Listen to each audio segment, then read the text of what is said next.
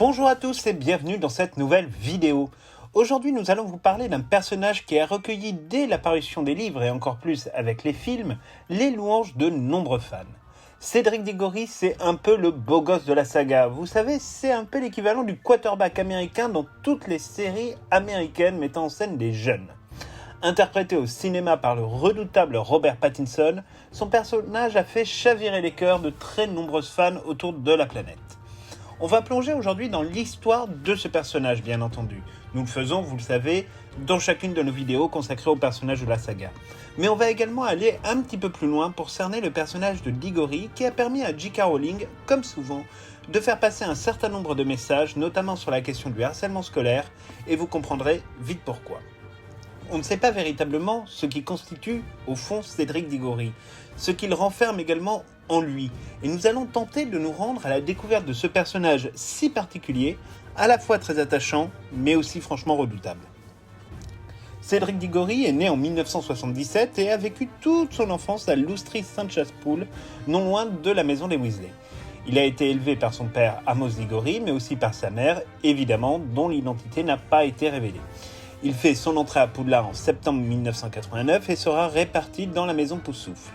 Les jeunes années de Cédric Diggory ne sont pas véritablement documentées sur ce qu'il a pu vivre à Poudlard. Le jeu vidéo Hogwarts Mysteries propose quelques aventures de ce personnage, mais sans que l'on puisse véritablement confirmer ou infirmer que ces histoires font bien partie de la timeline officielle de J.K. Rowling. C'est principalement à partir de sa 5e année d'études que nous faisons connaissance de Cédric et que nous pouvons commencer à nous faire une petite idée des valeurs autour de ce personnage. À cette époque, il joue comme attrapeur de l'équipe de Quidditch Poussoufle. Il est admiré tant pour son talent pour le vol que pour son physique vraisemblablement avantageux et qui fait craquer de nombreux élèves évidemment. On sait qu'il est également préfet de Poudlard. Et lorsque nous faisons la connaissance de Cédric, c'est pendant les événements de Harry Potter et le prisonnier d'Azkaban, où il se trouve finalement dans un contexte très particulier, complexe pour Harry, mais aussi pour le monde magique. Il faut savoir que l'évasion de Sirius Black a causé des remous importants et que la présence des détraqueurs autour de Poudlard, de base pour protéger l'église et Harry Potter, a un impact considérable sur notre héros préféré.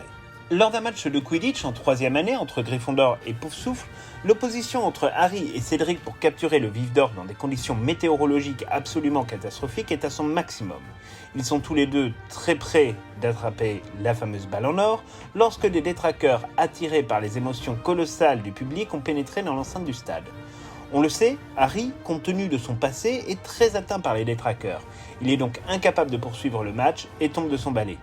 Dans les conditions absolument cataclysmiques de cette rencontre, il était absolument improbable pour Cédric Diggory de prendre conscience de ce qu'il se passait tout autour de lui. Et c'est dans ce contexte qu'il va attraper le Vif d'Or avant de se rendre compte de l'attaque des détraqueurs et de la chute de Harry Potter.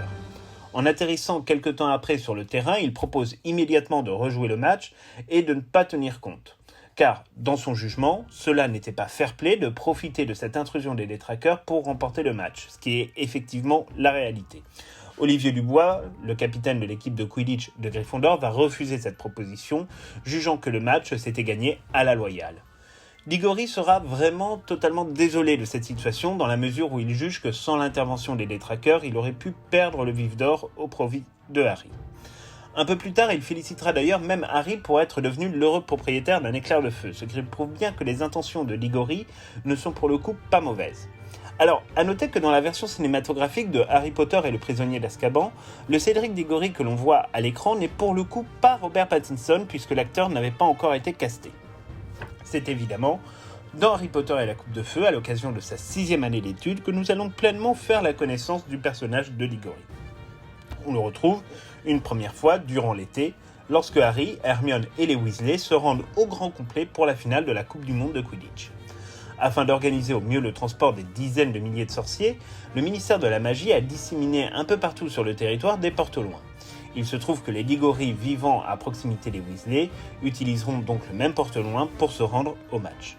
Évidemment, ensuite, c'est la rentrée à Poudlard et l'arrivée du tournoi des 3 sorciers qui va nous permettre de rentrer davantage dans la psychologie du personnage. Le soir d'Halloween, il est sélectionné par la Coupe de Feu pour représenter Poudlard dans le tournoi.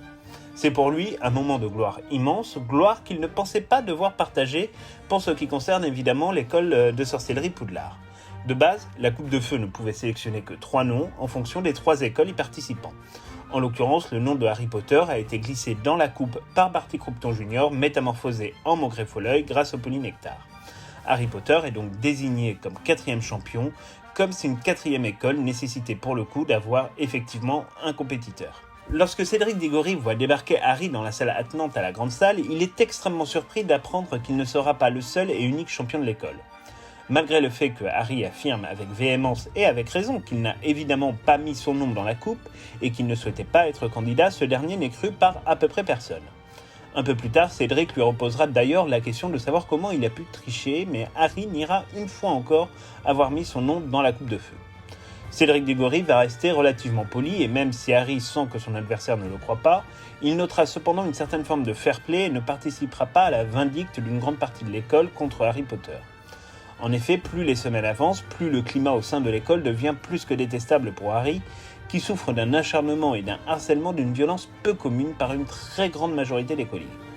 On se souvient notamment que des badges circulent pour affirmer que Diggory est le vrai champion de l'école et que Harry Potter pue. On voit le niveau digne véritablement d'un collège rempli d'adolescents. Il faut dire que personne ne veut croire Harry, d'autant plus qu'il éclipse dans la presse, et notamment à cause de Rita Skeeter dont nous vous parlions la semaine dernière, tous les autres candidats, et cela forcément ne fait qu'attirer la haine des supporters des autres concurrents, même si les champions sont conscients des manœuvres de Rita Skeeter et de la Gazette des Sorciers, compte tenu de la célébrité de Harry Potter. La préparation de Cédric Diggory pour la première tâche n'est pas véritablement documentée par J.K. Rowling puisqu'elle se concentre uniquement sur celle de Harry Potter naturellement. Ce qui est certain, c'est que Cédric est le dernier des champions à être informé de la nature de la première tâche, à savoir les très sympathiques dragons. Harry est mis au courant par Hagrid, et Fleur de la Cour ainsi que Victor Krum sont informés par leurs directeurs respectifs. Harry, jugeant qu'il ne serait pas juste ni équitable de ne pas informer Cédric, le fera à l'occasion d'une rencontre dans un couloir de l'école. La réaction de Cédric, dans un premier temps, est pleine d'étonnement. On sent qu'il peine à croire ce que lui dit Harry, d'autant que ce dernier ne souhaite évidemment pas lui donner sa source pour ne pas mettre Hagrid en trop grande difficulté, compte tenu du fait que Hagrid évidemment n'avait absolument pas le droit d'emmener Harry Potter ce soir-là dans la forêt interdite à la rencontre des dragons. In fine, Diggory doit néanmoins prendre les avertissements de Harry Potter au sérieux puisqu'il abordera la tâche avec une très grosse préparation qui lui permettra de survivre à la première tâche qu'il effectuera contre un Suédois à Museaucourt. Pour s'en sortir, Cédric s'appuiera sur sa maîtrise très puissante de la métamorphose, puisqu'il créera dès son entrée une diversion pour le moins intelligente en transformant un rocher en labrador qui va évidemment attirer l'attention du dragon. Bien que nous regrettions très fort l'usage d'un labrador face à un dragon, force est de constater que sa stratégie fonctionne puisqu'il arrive à se saisir de l'œuf d'or. Mais à peine saisi, le dragon décida que le labrador n'avait plus beaucoup d'importance et se mit à poursuivre Cédric avant de le blesser au visage. Il est donc qualifié pour la seconde tâche et nous n'avons toujours aucune nouvelle de ce pauvre labrador dont on espère qu'il s'est tout simplement retransformé en rocher. Ayant survécu, il est naturellement qualifié pour la seconde tâche et comme tous les champions, il se doit évidemment de résoudre l'énigme de l'œuf d'or. Il a été aidé à ce propos, là aussi par Barty Croupton Jr., toujours dans la peau de Maugré-Foleuil, qui lui a conseillé de mettre l'œuf dans l'eau. Jusqu'à présent, on peut dire que ce tournoi des 3 sorciers est pour le moins truqué. Là-dessus, il n'y a pas véritablement de surprise et ce sera le cas jusqu'à la fin, toujours par Barty Croupton Jr. dont on vous parlait dans une précédente vidéo sur notre chaîne et que vous pouvez retrouver dans notre playlist sur les personnages de la saga. Donc plus ça va, plus la deuxième tâche va arriver. On sait que Harry galère un petit peu avec le fait de résoudre une énigme quand même un petit peu compliquée autour d'un œuf dont il ne comprend pas les cris. Cédric Diggory, il sait qu'il a, on va dire, une dette d'honneur vis-à-vis de Harry Potter. Et cette dette, elle doit être absolument remboursée. C'est pour ça que le soir du bal de Noël, il va profiter finalement d'un petit moment tranquille où il va pouvoir retrouver Harry Potter pour parler quelques instants avec lui et lui conseiller de se rendre dans la salle de bain des préfets pour effectivement mettre l'œuf dans l'eau. Alors, c'est vrai que c'est très sympa de la part de Cédric Diggory, effectivement, d'avoir rendu un petit peu la monnaie de sa pièce à Harry Potter, qu'il avait informé de la nature de la première tâche. Cependant, ce qu'on peut noter, c'est que si Harry lui avait donné des informations relativement précises sur ce qu'il devrait se passer à l'occasion de la première tâche, Cédric Diggory, lui, reste quand même dans quelque chose d'un peu, d'un peu secret. Il ne donne pas finalement l'énigme complète et totale, il donne juste juste un moyen pour Harry d'accéder finalement à la prochaine tâche de l'énigme, c'est-à-dire décrypter le message des sirènes. Et c'est un message que Harry finalement ne va même pas réussir à décrypter, même s'il se sera préparé évidemment pendant des semaines, avec l'aide notamment d'Hermione, à maîtriser tout un tas de sortilèges. Mais c'est vrai que jusqu'à très peu de temps avant le début du tournoi, Harry n'a pas le début du commencement d'une idée pour effectivement survivre une heure sous l'eau, et ne sait pas exactement en quoi la seconde tâche du tournoi des trois sorciers va effectivement pour lui être un véritable défi. Et donc, la seconde tâche arrive, on est le 24 février dans la timeline officielle, et donc Harry va utiliser, comme vous le savez, la branchiflore, qui là aussi aura été largement suggérée et imposée par Barty Croughton Jr., alias le professeur Maugrey, à Neuville-Londubat. À partir de ce moment-là, on se retrouve donc avec un Harry qui est en capacité de nager. Cédric Diggory, lui, de son côté, va utiliser le maléfice de tête en bulle, qui lui permet effectivement de respirer sous l'eau pendant un petit moment. Alors, il faut savoir que Harry va être le premier à arriver assez rapidement sur les lieux où effectivement les 4 prétendants qui doivent être sauvés sont là. Harry, lui, évidemment, ne réfléchit pas véritablement et n'arrive pas à concevoir encore finalement qu'il gère une course. Et donc, il attend. Il attend parce qu'il ne peut pas se décider à sauver que Hermione ou Ron, ou même abandonner Cho Chang, pour qui on sait qu'il a un certain nombre de sentiments, même si ces sentiments, à cette époque-là, ne sont pas partagés, ou tout du moins étaient quand même relativement compliqués dans la tête de Cho, et on vous en parlait d'ailleurs aussi dans une vidéo qu'on vous a sortie il y a quelques jours, qu'on vous remettra éventuellement en barre d'infos ou au-dessus, pour que vous puissiez la voir si vous ne l'avez pas encore découvert. Cédric Diggory, donc lui, quand il arrive en seconde position, se rend bien compte que Harry fait n'importe quoi et lui signale, sauf que Harry lui fait un geste. Bon, Cédric Diggory, lui, c'est un compétiteur, donc il remonte à la surface avec Cho Chang. Il arrive donc premier là-haut, à la surface, et c'est lui qui va informer les juges que effectivement Harry était là avant lui, mais qu'il attend.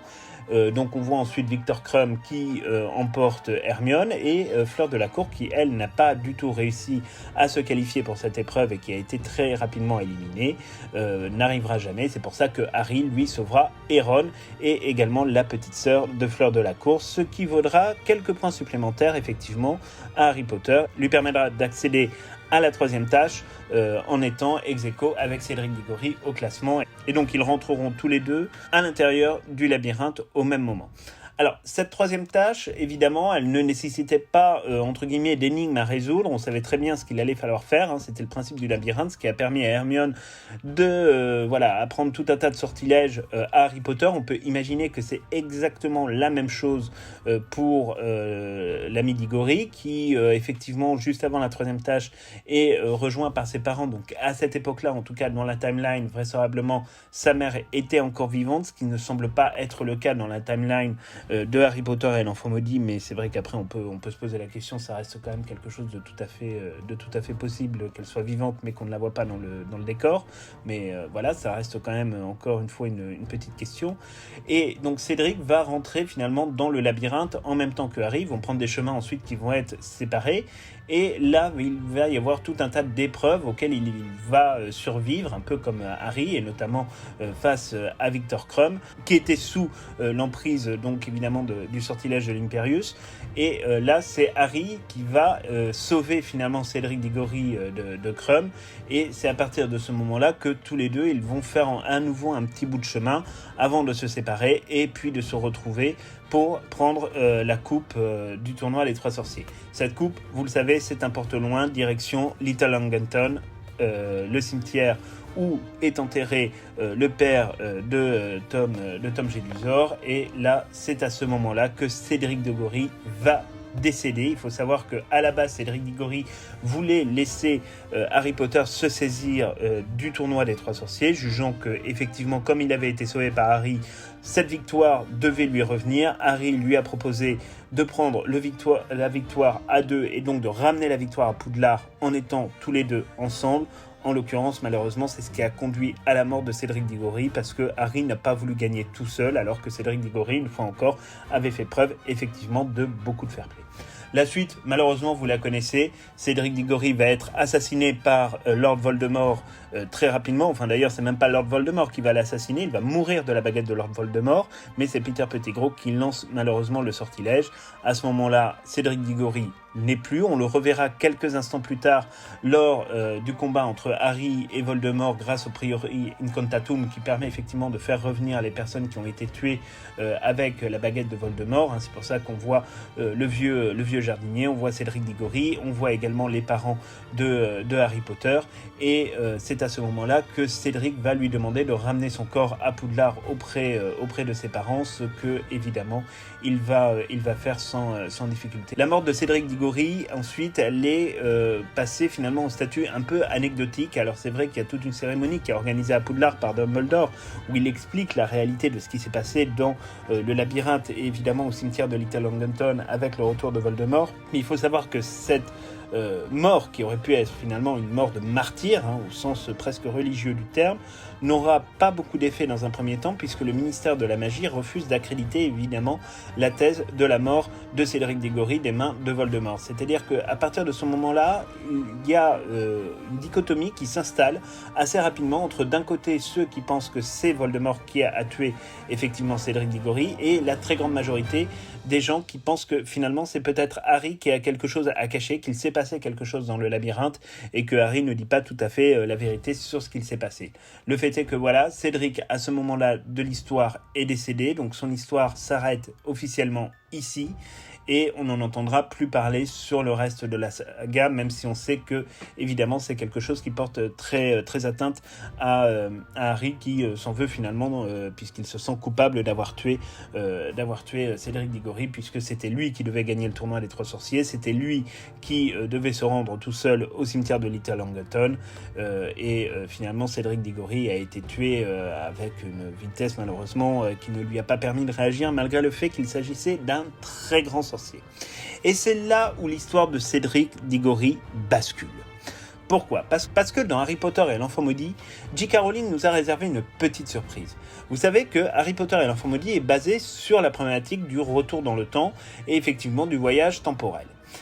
Dans une des réalités parallèles qui va être créée par les déplacements de Albus Potter et de Scorpius Malfoy, on va se rendre compte qu'au final, le but final de tout le monde, c'était que Cédric Diggory reste en vie. Parce qu'il est vrai que la mort de Cédric Diggory a absolument tout changé dans la saga Harry Potter et a fait véritablement basculer l'équilibre des livres et l'équilibre du monde des sorciers à partir de ce moment-là précis qui signe évidemment le retour de Lord Voldemort.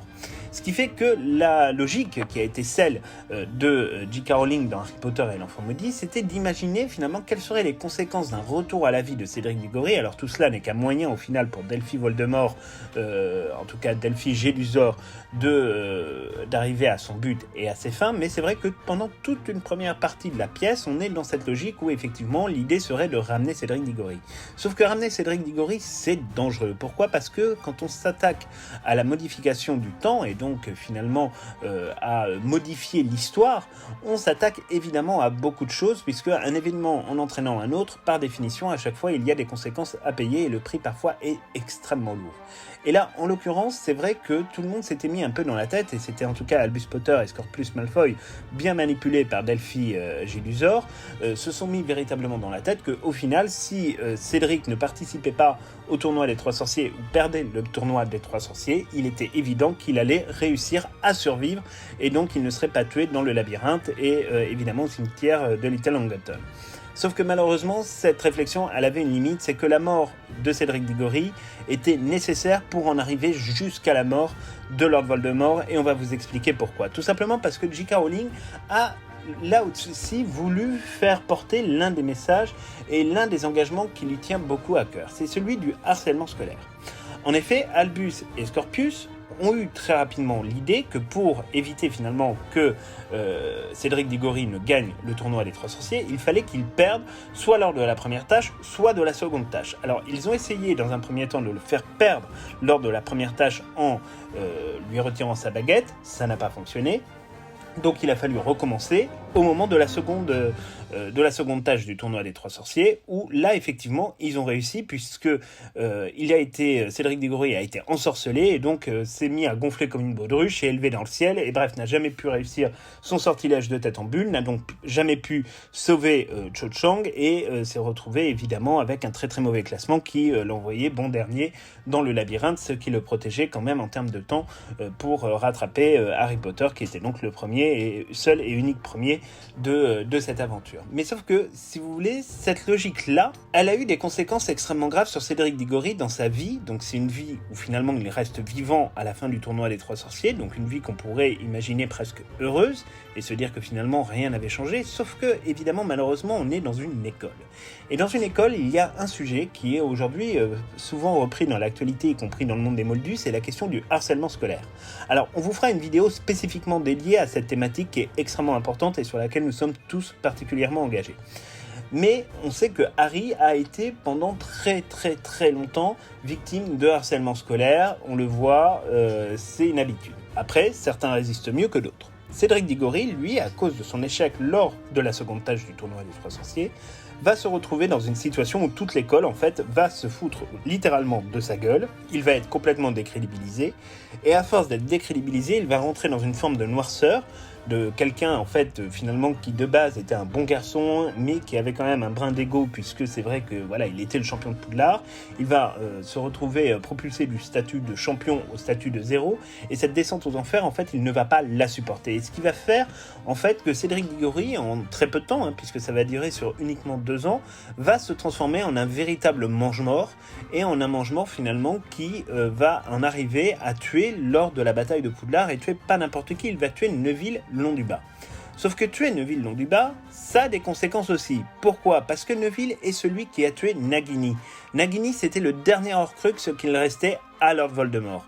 À partir du moment où Neville est assassiné par Cédric Diggory lors de la bataille de Poudlard, il est évident que personne ne pouvait tuer Nagini, ce n'est pas comme ça que le temps devait se dérouler, et donc Voldemort a survécu à Harry Potter, Harry est mort, et Neville Londubat aussi, mais Cédric, lui, a continué évidemment à vivre, et Nagini également. Donc du coup, on se retrouve propulsé, et c'est le début finalement de toute la seconde partie du récit de Harry Potter et l'Enfant Maudit, dans un monde où c'est Voldemort qui a gagné, où finalement l'école est dirigée par Dolores Ombrage, qu'il y a des événements, le bal du sang, etc., des enfants Sandbourbe qui sont enfermés dans les cachots et qui sont torturés à longueur de journée. On parle même de camp d'extermination de Sandbourbe. Enfin, tout cela va très très loin dans la logique, et évidemment, il va falloir que Scorpius Malfoy réussisse à se dépatouiller pour ressortir de cette réalité parallèle, grâce au soutien de Rogue et d'Hermione, qui sont tous les deux à Poudlard à cette époque-là en tant qu'enseignants, pour finalement ramener les choses dans leur temps. Mais ce qui est intéressant, si vous voulez, c'est d'imaginer comment un personnage finalement comme Cédric Diggory, qu'on voit un peu vraiment comme le beau gosse, le mec sympa, fair play, qui joue bien, est capable de basculer quasiment du jour au lendemain dans une autre personnalité qui est complètement antagoniste par rapport à celle qu'on avait imaginée.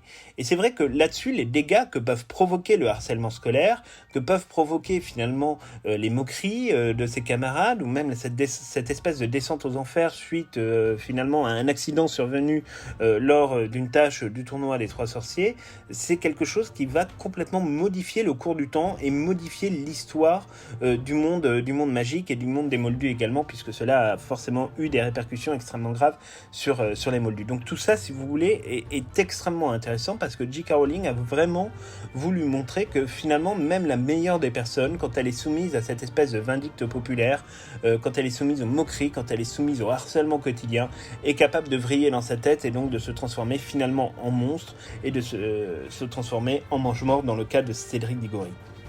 Alors, on sait très bien ce que vous allez nous dire, il y a plein de gens qui n'aiment pas Harry Potter et l'Enfant Maudit parce qu'il y a des incohérences, parce que ceci, parce que cela. Bon, en réalité, des incohérences, très sincèrement, on n'en voit pas, on vous a déjà fait une vidéo sur le sujet, et on sera évidemment heureux d'en reparler avec vous si besoin en est.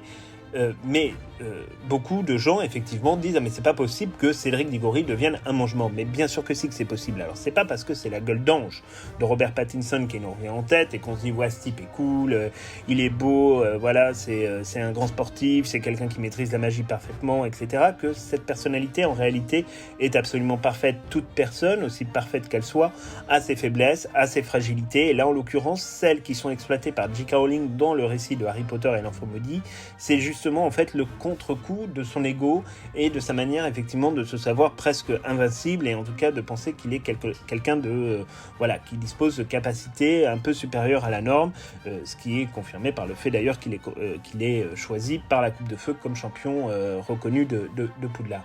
Mais ce qui est certain, si vous voulez, c'est que on a vu basculer Cédric Diggory suite à des événements qui ne sont pas tolérables et qui ne peuvent pas être acceptés. Et ça, dans Harry Potter et l'Enfant Maudit, finalement, c'est le message véritablement que J.K. Rowling veut faire passer. Et donc, il ne suffit pas de se dire qu'une personne, effectivement, qui a un physique avantageux, qui a des bons résultats, qui réussit bien, est une personne qui finira nécessairement bien. Bien sûr que non, ce n'est malheureusement pas comme ça que ça se passe dans le monde réel. Et vraisemblablement, ce n'est pas non plus comme ça que ça se passe tout le temps dans le monde magique. Et c'est vraiment un enseignement qui est très très riche, et c'est aussi pour ça qu'on aime Harry Potter et l'Enfant Maudit, c'est parce que c'est une pièce de théâtre qui finalement va débloquer certains profils qu'on n'avait pas nécessairement bien compris, et ça permet vraiment à J.K. Rowling de continuer son histoire et de continuer finalement de nous faire rêver avec des personnages très compliqués, et où finalement on s'aperçoit que le beau gosse un peu quarterback de l'équipe de Quidditch se retrouve finalement être une personnalité fragile qui a des fragilités immenses et qui le conduisent évidemment à l'irréparable jusqu'à tuer Neville Londubat lors de la bataille de Poudlard. Donc voilà, c'est tout pour cette vidéo sur le personnage de Cédric Diggory. On espère vraiment qu'elle vous aura plu. C'était une vidéo qu'on avait envie de faire depuis un petit moment parce qu'elle nous permet effectivement de commencer à aborder tout doucement l'un des grands sujets qu'on abordera sur cette chaîne dans les prochaines semaines, c'est-à-dire la question du harcèlement scolaire dont beaucoup d'élèves finalement à Poudlard ont été les victimes. Dites-nous dans les commentaires, vous, la manière dont vous voyez Cédric Diggory. Est-ce que Cédric Diggory finalement est un héros? Est-ce que c'est un martyr? Est-ce que c'est un mangement en devenir? Comment vous le percevez? Ça nous intéresse évidemment de lire tous vos commentaires sur le sujet. Pour notre part, évidemment, Cédric Diggory est un héros, c'est quelqu'un qui a un grand cœur, mais c'est aujourd'hui quelqu'un qu'on comprend beaucoup mieux grâce à l'intrigue de Harry Potter et l'Enfant Maudit, et justement on découvre ses fragilités qui sont importantes en fait pour la psychologie de son personnage. On se retrouve donc dès mercredi pour une nouvelle vidéo, sauf si l'actualité appelle à ce qu'on vous publie une vidéo avant. On vous souhaite à tous un bon week-end, bon courage à toutes les personnes qui sont confinées comme nous le sommes désormais en Ile-de-France. On tient le bon bout, ce sera bientôt fini, on l'espère. Dans quelques mois, on pourra revivre un peu plus normalement, et on va essayer de vous trouver quelques occupations pendant ce confinement. En tout cas, pour tous ceux qui nous rejoignent, n'hésitez pas à vous abonner à notre chaîne YouTube et à regarder toutes nos anciennes vidéos. Si vous êtes confinés, ça va vous faire passer un petit peu de temps, vous en avez à peu près 94 ou 95 à regarder, et donc rendez-vous mercredi à 11h pour la prochaine vidéo. À très bientôt.